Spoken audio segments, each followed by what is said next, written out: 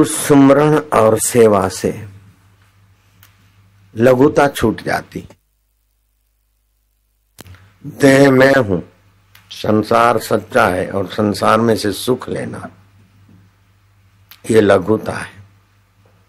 मेरे गुरु ब्रह्मा है, विष्णु है, महेश है, साक्षात पर ब्रह्म है, ये गुरुता है। तो गुरु के चिंतन से, गुरु के सुमरण से, गुरु के सानिध्य से लघुता कहाँ चली गई पता नहीं चलता। और गुरुता कैसे आ जाती है, उसमें श्रम नहीं करना पड़ता है।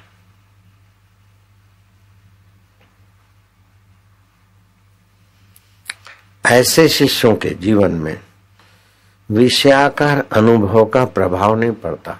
जैसे अच्छी चीज देखी तो अच्छा विषयाकार वृत्ति तो हुई, लेकिन चित्त में प्रभाव नहीं पड़ेगा। ऐसे साधक के जीवन में जो उपासना करते गुरु मूर्ति की या ओमकार की, उस स्पष्ट आंख बंद करने के बाद भी दिखती। जो ओमकार का ध्यान करते आंख बंद करके, और फिर ऐसे ओमकार दिखे या गुरु दिखे स्पष्ट, तो उसको बोलते उपासना में मूर्ति का स्पष्टीकरण।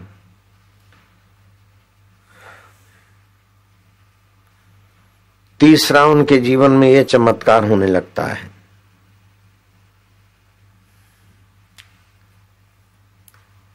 कि इष्ट मूर्ति, गुरु मूर्ति के ओमकार जिसका वे ध्यान करते हैं, उनमें इतने रसमय हो जाते हैं कि और कुछ उनको ज्यादा मन लगाने की जगह नहीं लगती। इधर उधर मन गया फिर उसी में आ जाएगा। चौथा, उनके जीवन में ऐसा भी फायदा होने लगता है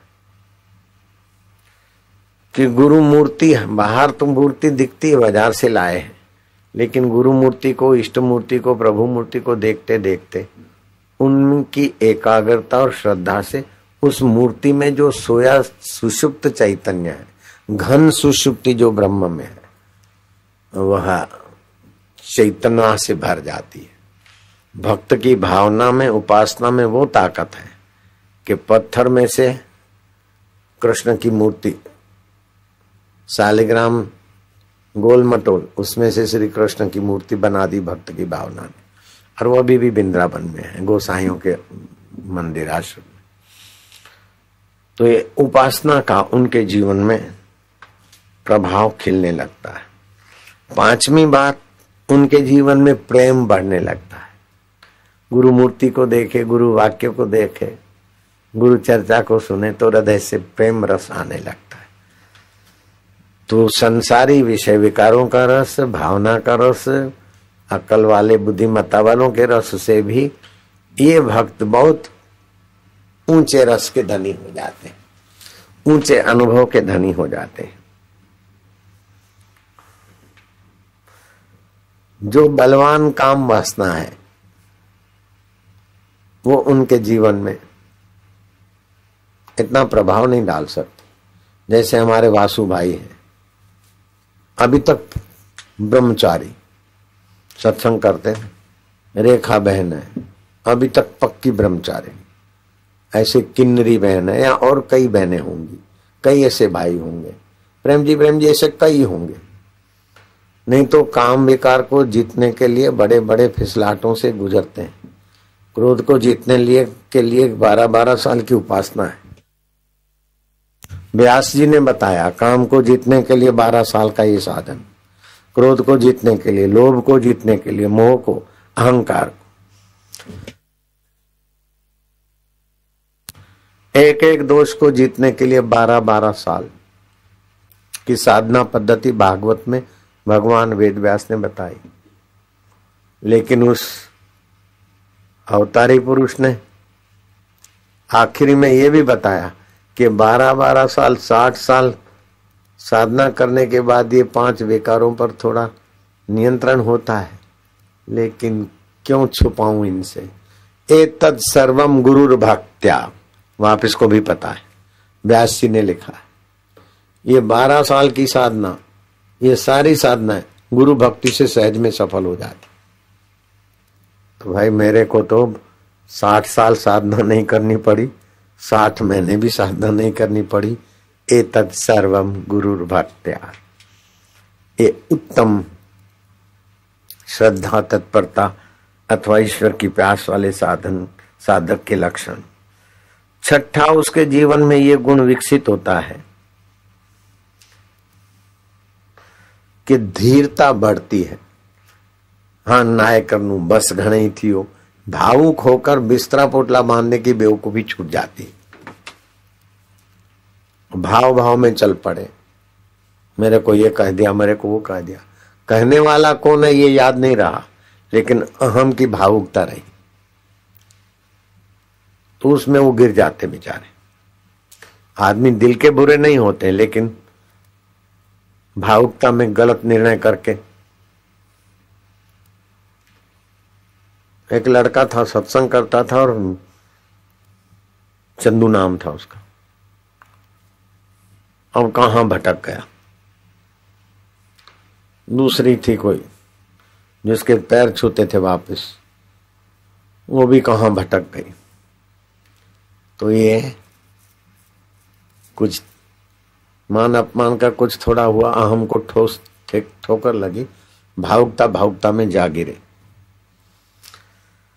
तो छठा ये सद्गुण आ जाता है कि उसके जीवन में धीरता बढ़ती है और अंधी भावुकता पर वो विजय पा लेते हैं। सातवां सद्गुण ये आ जाता है, उनको नैतिक अशांति नहीं होती, अनैतिकता भरा आचरण नहीं कर पाता हो, और मानसिक भी गंदगी उसमें नहीं रहती, तो मानसिक अशांति भी नहीं होती। मानसिक अशांति वाला ही भागा दौड़ करता है, किसी को पता न चले, ये न चले, ये मानसिक अशांति के लक्षण है। नैतिक और मानसिक अशांति वाले को जो धक्के लगते हैं, गिरावटें आती, उससे भी वो पार रहता है।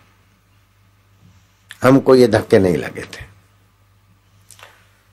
आठवां फायदा होता है इष्ट मूर्ति चारों ओर, जिसका भी ध्यान करे, गुरु ईश्वर ओमकार का, उसके चारों ओर पीला पीला रंग दिखाई देता है। हालांकि मैंने उतनी एकाग्रता नहीं की थी, मैंने दूसरे ढंग का किया था, मानसिक भावों से। नौवां फायदा ये होता है,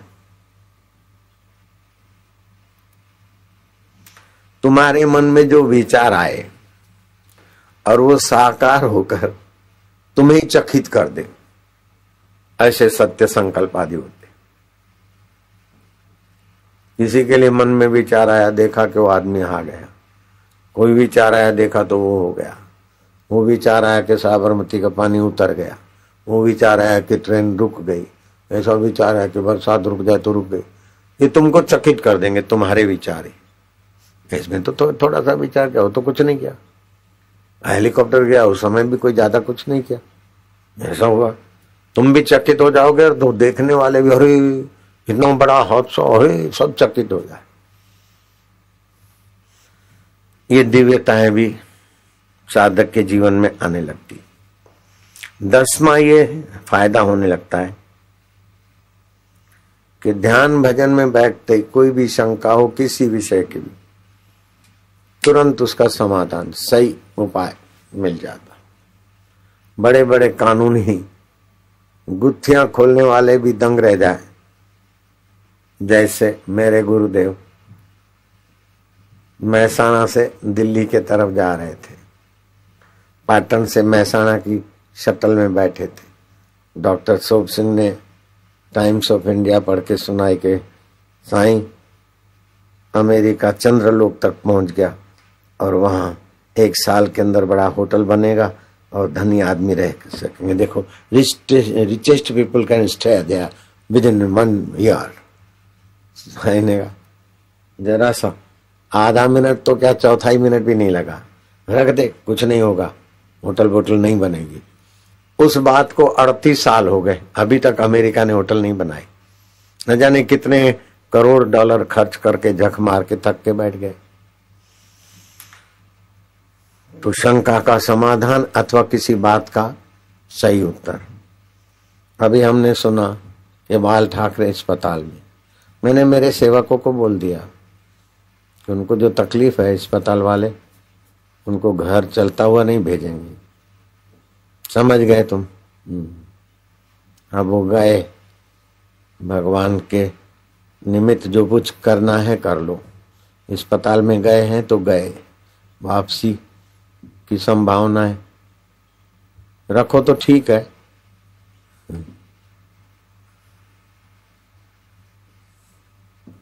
भगवान सबका मंगल करे, हम तो सबका मंगल चाहते हैं, लेकिन जो होनी होती है वो आपके। ऐसे ही अंबानी वाले अस्पताल में थे, 3 दिन पहले मैंने बोल दिया था, वो कैसेट भी है। इनके डॉक्टर घोषणा करेंगे, अभी तो जितना पैसा निकले निकालेंगे, फिर घोषणा करेंगे कि इज द एक्सपायर्ड। और हुआ भी ऐसा। मुकेश अंबानी के पिता।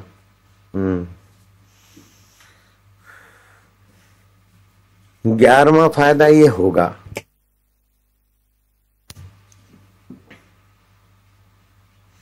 इष्ट मूर्ति से, गुरु मूर्ति से गुरु निकल आए, बातचीत किया, गुरु के साथ कृष्ण आ गए, राम आ गए, देवी आ गए, फिर मूर्ति में समा गए।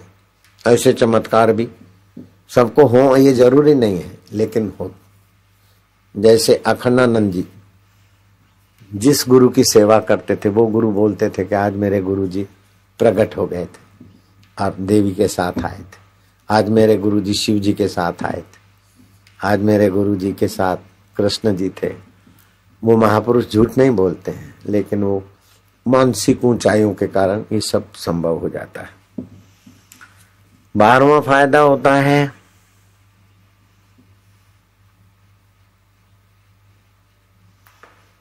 कि आप जिसके बारे में विचार करोगे कि आदमी कैसे मिले, कैसे, बस फिर सोच छोड़ दिया, वो व्यक्ति आपके पास हाजिर हो जाएगा, चाहे कितना बड़ा व्यक्ति हो। अपने आश्रम में शिवलाल काका रहते थे, अभी भी वहां है, अपना एकांत का पुष्कर का आश्रम में रह रहे हैं, 90 साल उम्र हो गई। उनके होटल के सामने एक मुसलमान माई गाउन पहन के रहती थी, जैसे भिखमंगे या ऐसे गंदे कपड़े लत्ते वाले रहते हैं लोग, पागल लोग, ऐसे रहती थी। कोई कुछ दे जाए वो खाए, कुत्ते भी खाए वो भी खाए, ऐसी बाई रहती थी। तो मैं डीसा में रहता था, तो शिवलाल काका का दोस्त टेकू भाई करियाने का व्यापारी देर रात को आए और हम भी वहां एकांत में रहते थे। वो जरा श्रद्धा भक्ति वाला था, तो सत्संग की बात करते करते उसको बहुत कुछ ध्यान ब्यान में कुछ अच्छा लगा, तो देर रात हो गई, 1:30 बज गया होगा, डीसा की बात है। तो होटल के सामने जो दिन भर पागलों की नहीं पड़ी रहती थी भाई, उसने उसको बुलाया कि इधर आ, फकीर के यहाँ से खजाना लूट के ले जा रहा है। तो हमारे और उसके बीच की बात उसने थोड़ी बहुत कह दी। सुबह वो आया कि साईं वो जो पगली पगली लग रही है, गाउन पहनती मुसलमान बाई, वो तो अपनी बात ऐसे से बता दी। तो मेरे को लगा कि बाई कोई सिद्ध पुरुष है, अब मैं शहर में जाऊंगा तो भीड़ हो जाएगी, बाई को कैसे लाए, क्या करें। आधा घंटा वो बात वहां पूरी हो गई, आधा घंटा भी नहीं गुजरा तो भागा भागा आके वो बाई अपना बोरा बिस्तर लेकर अपने आश्रम के पास में नीम के पेड़ के पास आके बैठ गई। अब मैं उसे मिलने गया तो मेरे सामने देखकर खूब हंसी और मेरे को कोड वर्ड में कुछ उसने सुना दिया, तो मैं जरा सुकड़ा गया तो समझ गई, तो उसने बात को पलटी भी खिला दी। मैं क्या ये बाई है, उसने कोड वर्ड में बोला साहेब बन गया है। हाँ साहेब, जिन्नात छोड़ के साहेब बना है, जिन्नात को छोड़ दिया साहब। तो मैं उस समय ऐसा रहता था कि किसी को पता न चले, कि मैं शादीशुदा हूँ अथवा अहमदाबाद का हूँ। एकांत में रहना था, अज्ञात रहना था। तो उसने जब जिन्नात बोला तो मैं समझ गया कि साहब जिन्नात छोड़कर मतलब पत्नी छोड़कर, मई के लिए उसने बोल दिया जिन्नात छोड़ के आए। तो मेरा मुंह जरा थोड़ा सुकड़ा गया। तो उसने पलटी मारी, साहेब जिन्नात छोड़ के, साहेब का जिन्नात हम हैं। ऐसा करके मेरे भक्तों के मन को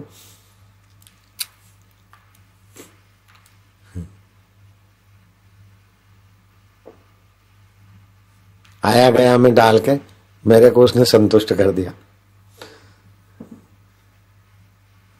तो ये साधन दशा में ऐसी आपकी अंतःकरण की स्थिति आ जाती कि आपकी जो आवश्यकता है वो आपको पता चले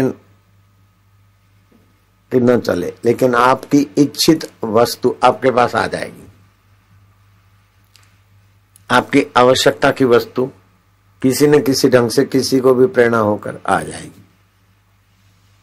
ऐसा तो कई बार बनता है। मैंने कभी अपने लिए कोई मेरे लिए ये सब्जी बनाओ या ये करो या वो करो या वो लाओ, नहीं, जो भी हमारे शरीर की आवश्यकता होती है अपने आप आ जाता, अपने आप व्यवस्था हो जाती। लेकिन ये बहुत छोटी बातें हैं आत्मज्ञान साक्षात्कार के आगे। 14वां फायदा ये होता है कि ध्यान के बाद प्राणायाम ध्यान करते और ध्यान का अभ्यास करते तो आपके शरीर में सत्वगुण बढ़ जाता है और हल्का फुल्कापन महसूस होता है। ये जब धारणा ध्यान की अवस्था होती है उस समय अभी हल्कापन महसूस नहीं होता। अगर मैं 2 दिन मौन रहूं और ध्यान धारणा बढ़ा दूं तो हल्कापन महसूस होगा। 15वां फायदा ये होता है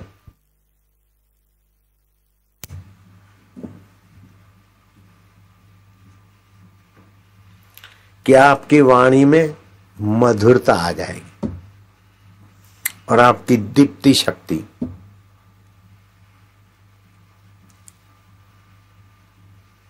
दीप्यमान रहेगी, जो दुनिया भर की डिग्रियों से नहीं हो सकती। दुनिया भर की मीठी भाषा बोलने वाले तो हैं, अलंकारी भाषा बोलने वाले तो हैं, लेकिन वो 200 रुपया दो तो किसी के लिए भी वो भाषण अथवा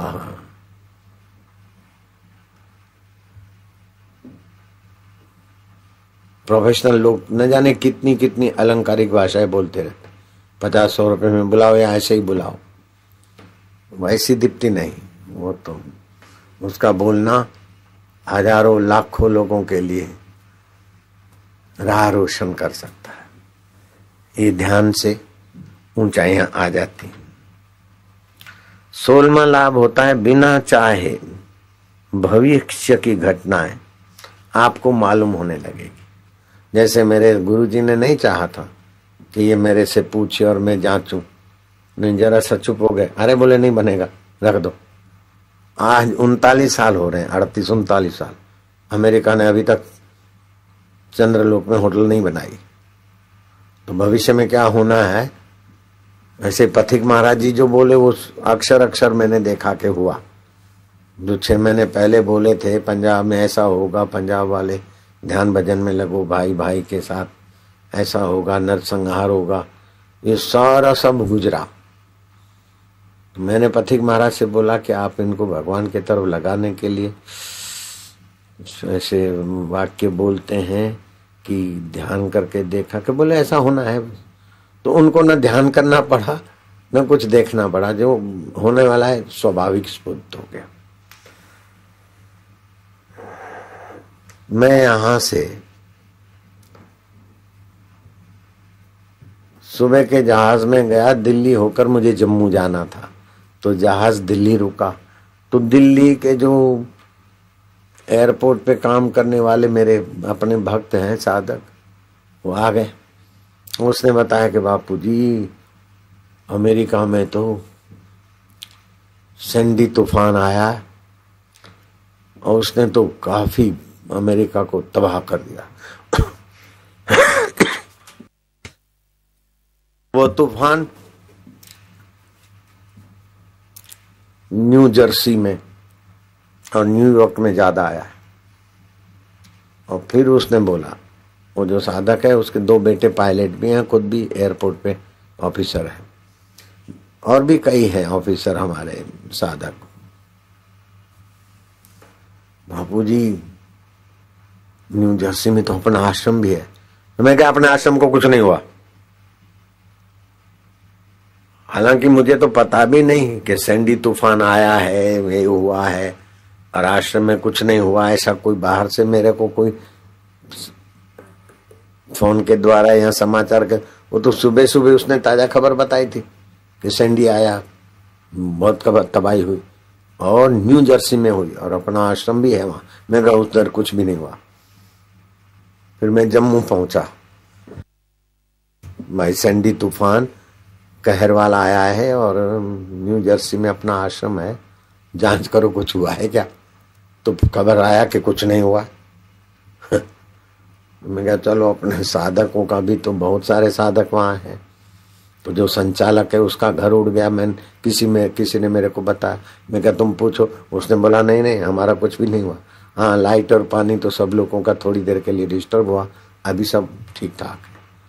तो न्यू जर्सी में, न्यूयॉर्क में सैंडी तूफान तबाही मचा रहा है, लेकिन जो अपने दीक्षित साधक है उनका किसी का भी मकान ढहा नहीं, कोई मुसीबत हुई नहीं। इस बात ने मुझे याद दिलाई कि 20 साल पहले भोपाल में गैस कांड हुआ था, और गैस कांड हुआ था उसके पास में 2 सोसाइटियां थी, साईं कंवरराम सोसाइटी और ग्रीन पार्क कॉलोनी, जो भी नाम। वो जो फैक्ट्री का गैस का पाइप फटा है, जो भी जहरी गैस फैला, तो 8 किलोमीटर दूर पर हलालपुर था। वहां के लोग बेचारे रात को 12-1 बजे जो दुर्घटना हुई, सोते सोते वो जहरी श्वास लेते बिस्तर पर ही हलाल हो गए, खाट पर ही हलाल हो गए, हलालपुर के लोग। यहाँ तक मुझे नाम है याद है। ग्रीन पार्क सोसाइटी और साईं कंवरराम सोसाइटी में एक संत थे, उनके भक्त रहते थे और दूसरे अपने साधक रहते थे। किसी का बाल बांका नहीं हुआ, न कोई सोते सोते हलाल हुआ, न किसी के अंग भंग हुए या कुछ नहीं। तो 70वां फायदा होता है, जिससे मिलेंगे वह